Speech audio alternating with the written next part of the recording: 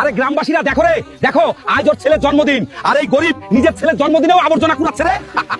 যা গরিব, আমার গাড়ি থেকে দূরে সরে যা, তোর নজর লেগে আমার গাড়ি নোংরা না হয়ে যায়। আরে ভাই, এই মোড়লের ছেলে আমার খুব ঠাট্টা করে রে, আর আজ আমার ছেলের জন্মদিনও আছে রে, দেখিস আমিও একদিন ধনী হব রে।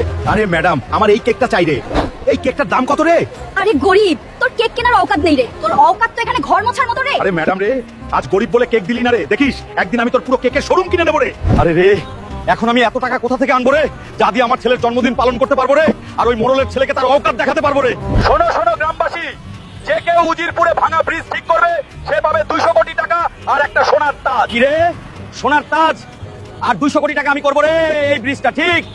এখানে কি কোনো মায়ের লাল আছে যে এই ব্রিজটাকে ঠিক করতে পারে রে?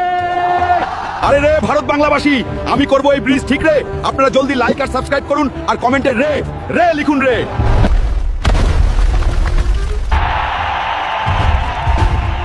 আরে ম্যাডাম, তুই আমার ঠাট্টা করেছিলি, এই নে সোনার তাজ আর 200 কোটি টাকা, আর বেরিয়ে যায় এখান থেকে। সরি স্যার, আমাকে মাফ করে দিন। আরে মোড়লের ছেলে, সেদিন তুই আমার ঠাট্টা করেছিলি, আজ সবাই দেখছে কে